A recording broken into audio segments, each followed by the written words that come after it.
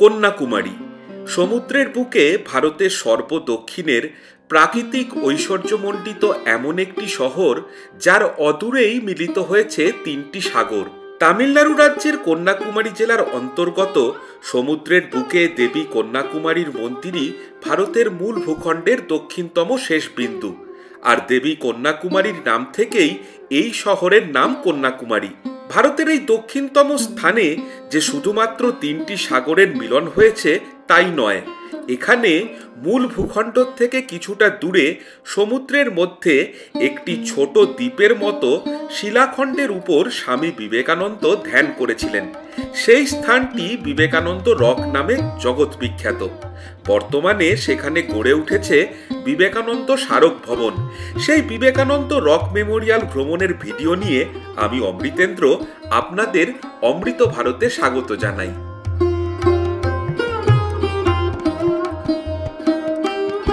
বাঙালির পর্যটন মানচিত্রে কন্যাকুমারী খুবই জনপ্রিয় নাম। আর কন্যাকুমারী নামটা বলতেই যে জায়গাটা চোখের সামনে ভেসে ওঠে সেই বিবেকানন্দ রক হলো এখানকার প্রধান আকর্ষণ।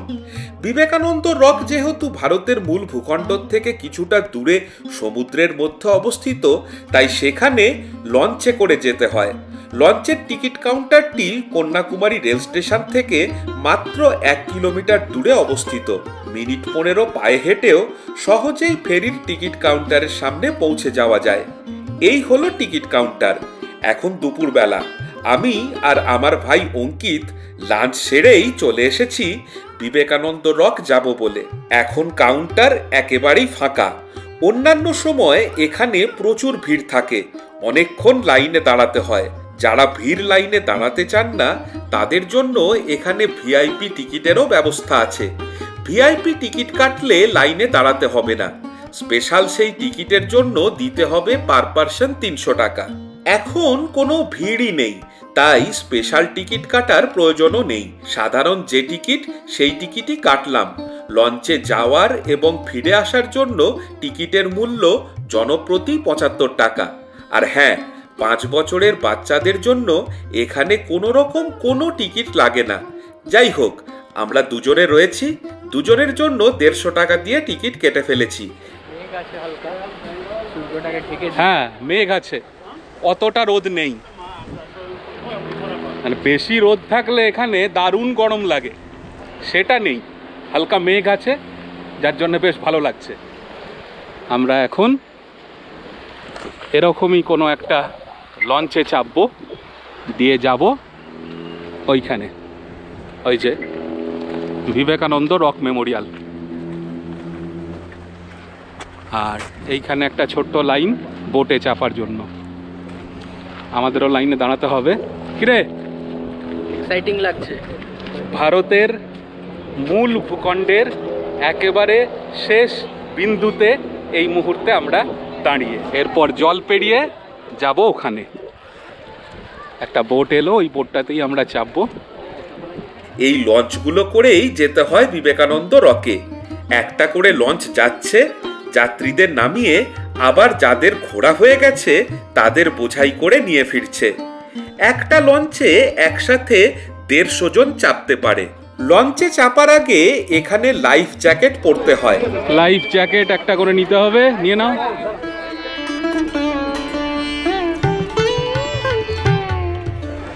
নিয়ে নিলাম।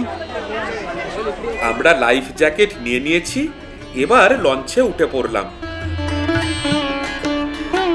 সবাই লাইফ জ্যাকেট পরে পরপর বসে পড়েছে, আমরাও বসে পড়লাম।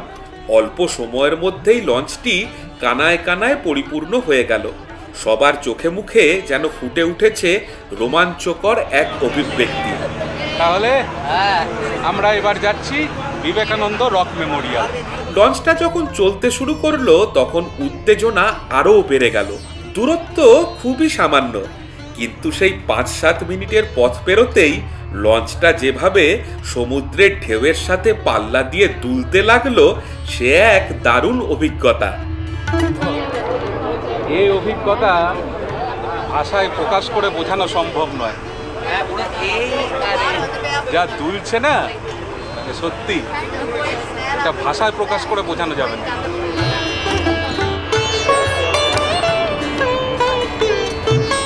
লঞ্চে তো আমরা আগেও চেপেছি, আন্দামানে চেপেছি, এতে এই রকম প্রচণ্ড দুলুনিটা কিন্তু সব জায়গায় হয় না।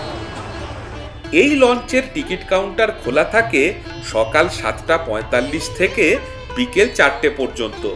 দুপুরের পর সাধারণত ভিড় কম থাকে, আর লঞ্চের টিকিট কিন্তু অনলাইনেও কাটা যায়।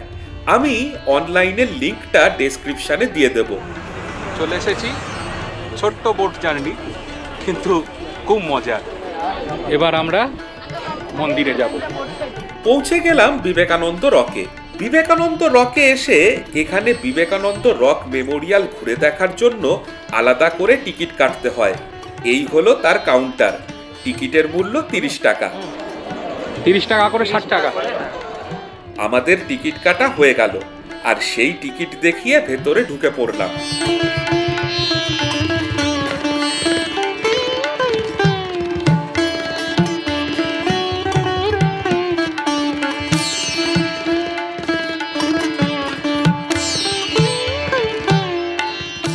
এখানে জুতো রাখার সুন্দর ব্যবস্থা রয়েছে।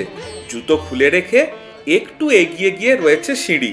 সেই সিঁড়ি দিয়ে উপরে উঠতেই বিশাল চাতাল, আর সামনেই সুবিশাল মন্দির। এই নিয়ে দুবার আমি এখানে এলাম।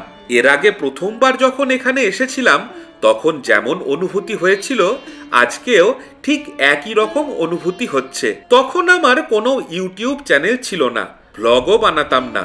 ক্যামেরা ছিল, সেই দিয়ে কিছু ফটো আর ভিডিও তুলেছিলাম। সেই ভিডিও পরে এডিট করে আমার চ্যানেলে আপলোড করে রেখে দিয়েছি। সেই ভিডিওর লিঙ্কও ডেসক্রিপশানে দিয়ে দিলাম। ভারতের দক্ষিণতম প্রান্তে অবস্থিত কন্যাকুমারীর সবচেয়ে জনপ্রিয় পর্যটন আকর্ষণ হল মূল ভূখণ্ড থেকে 500 মিটার দূরে সমুদ্রের মাঝে এই বিবেকানন্দ রক। শিকাগো অধিবেশনে যাওয়ার আগে 1892 সালে স্বামী বিবেকানন্দ কন্যাকুমারীতে এসেছিলেন এবং কন্যাকুমারীর মূল ভূখণ্ড থেকে সমুদ্রে নেমে সাঁতার কেটে তিনি এই রকে আসেন। ভাবা যায়, আমরা এখন যে জলপথ লাইফ জ্যাকেট পরে লঞ্চে আনন্দ করতে করতে এসেছি, উনি এসেছিলেন সাঁতার কেটে। তখন কেমন ছিল এই জায়গাটা সেটা ভেবেই আরো অবাক হচ্ছি। আর এই বিবেকানন্দ রক হলো সেই জায়গা যেখানে বসে তিনি ধ্যানমগ্ন হয়েছিলেন। 1892 সালের ডিসেম্বর মাসের 25, 26 এবং 27 এই 3 দিন এখানে তিনি যোগ সাধনায় ধ্যানমগ্ন অবস্থায় ভারতের অন্তর আত্মাকে উপলব্ধি করেন। তারই স্মৃতিতে 1970 সালে নির্মিত হয়েছে এই বিবেকানন্দ রক মেমোরিয়াল। এখানে মুখোমুখি 2টি মন্দির রয়েছে, একটি বিবেকানন্দ মণ্ডপম এবং অপরটি শ্রীপদ মণ্ডপম। এটি হলো বিবেকানন্দ মণ্ডপম। চলুন বিবেকানন্দ মণ্ডপমের ভেতর থেকে ঘুরে আসি। এই বিবেকানন্দ মণ্ডপমের ভিতরে ছবি তুলতে দেওয়া হয় না, তাই ভিতরটা আপনাদের দেখাতে পারলাম না। ভিতরটা খুবই সুন্দর। একটি বিশাল বড় স্বামী বিবেকানন্দের ব্রোঞ্জের মূর্তি রয়েছে, আর দুপাশে রয়েছে ঠাকুর শ্রী রামকৃষ্ণ এবং সারদা মায়ের ছবি। আর এই হলো শ্রীপদ মণ্ডপম। এখানেও ভিতরে ছবি তুলতে দেওয়া হয় না, তাই ভিতরটা আপনাদের দেখাতে পারলাম না। এই মন্দিরে রয়েছে দেবী কন্যাকুমারীর পদচিহ্ন। দেবী কন্যাকুমারী হলেন দেবী পার্বতীর আরেক রূপ, এবং এখানে দেবী পার্বতী শিবের জন্য তপস্যা করেছিলেন। এই বিবেকানন্দ রক থেকে বিখ্যাত তামিল কবি তিরুভাল্লুভারের 133 ফুট উঁচু মূর্তিটাও খুব ভালোভাবে দেখা যায়। দার্শনিক কবি তিরুভাল্লুভারের লেখা বিখ্যাত ন্যায়শাস্ত্রমূলক গ্রন্থ তিরুকুরলে মোট 133টি অধ্যায় রয়েছে। এই 133 ফুটের মূর্তিটি ওই গ্রন্থের 133টি অধ্যায়ের প্রতীক।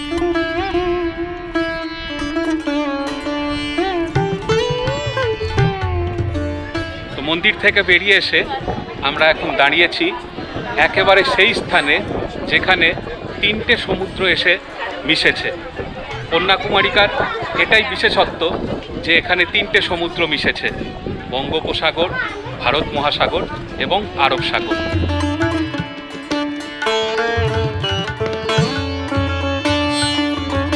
যদি ভালো করে দেখা যায় তাহলে সমুদ্রের 3টে আলাদা রং বোঝা যাবে। আমি জানি না আমার এই গোপ্রো ক্যামেরায় কতটা সেটা বোঝা যাচ্ছে, তবে খালি চোখে এখানে সমুদ্রের 3টে আলাদা আলাদা রং আমি দেখতে পাচ্ছি।